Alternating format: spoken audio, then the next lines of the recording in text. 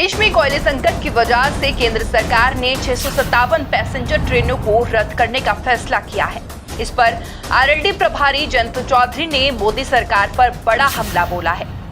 देश में कोयले की कमी के कारण विपक्ष लगातार मोदी सरकार पर निशाना साध रहा है।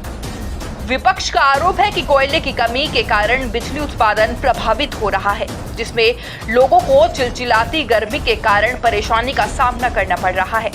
मोदी सरकार पर अब राष्ट्रीय लोकदल ने भी निशाना साधा है। आरएलडी प्रभारी जयंत चौधरी ने प्रधानमंत्री नरेंद्र मोदी का नाम लिए बिना कहा है कि सरकार के पास केवल सारे संचार मंत्री हैं या कोई समस्या से निपटने के लिए योजना बनाने वाला मंत्री है या नहीं। मीडिया रिपोर्ट्स के मुताबिक देश में कोयले संकट की वजह से केंद्र सरकार ने 657 पैसेंजर ट्रेनों को रद्द करने का फैसला किया है। इन गाड़ियों को रद्द किया गया है ताकि मालगाड़ियों की मदद से थर्मल पावर स्टेशनों तक कोयले की सप्लाई सही तरीके से पहुंच सके। डिवीजन ने कुछ ट्रेनें 4 जोड़ी ट्रेनों को सलाह दी थी।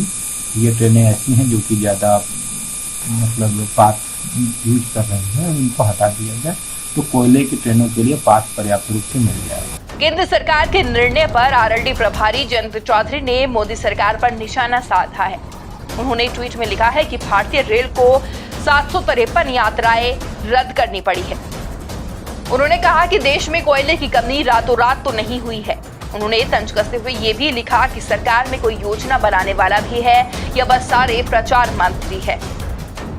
वहीं जयंत के सहयोगी पार्टी के अध्यक्ष अखिलेश यादव ने भी बिजली संकट पर सरकार को घेरते हुए बड़ी बात कही है। उत्तर प्रदेश में जिस तरीके से बिजली की कटौती है और खासकर उन इलाकों में जहां पर समाजवादी पार्टी का वोटर रहता है, वहां पर बड़े पैमाने पर बिजली काटी गई है और आज भी बिजली नहीं मिल रही है।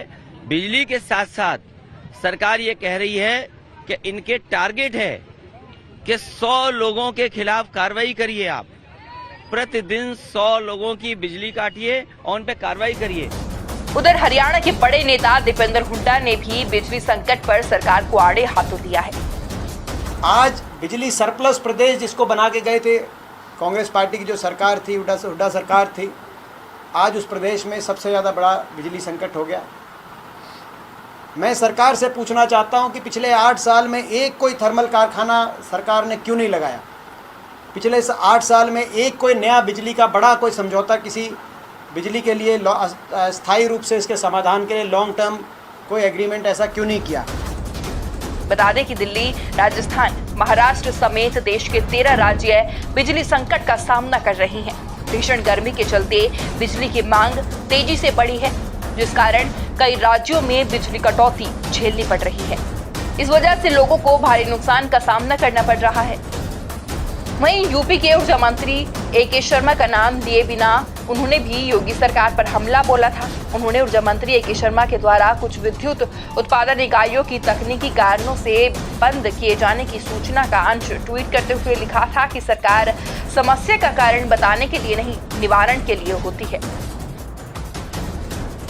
उधर सीएम योगी आदित्यनाथ ने अधिकारियों को आदेश दिया था कि जनता को बेवजह बिजली कटौती का सामना न करना पड़े। साथ ही ऊर्जा मंत्री ने भी बिजली कर्मचारियों की छुट्टियां भी रद्द कर दी थी ताकि लाइनों में आने वाली दिक्कतों का तेजी के साथ निवारण किया जा सके। मुख्य रूप से गर्मी के दिनों में बिजली की मांग बढ़ने के कारण जो हमारे समक्ष जो चुनौतियां हैं, उन चुनौतियों को कैसे हम पूर्ण करें, कैसे हम उस पर खरे उतरें, और कुछ अन्य कारण भी उपस्थित हुए हैं।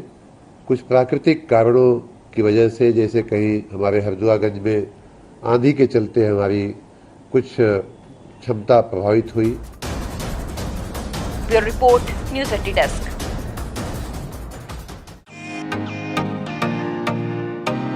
फेसबुक और यूट्यूब के बाद अब आपका पसंदीदा चैनल न्यूज़ 80 डेली हंट पर भी फॉलो करें।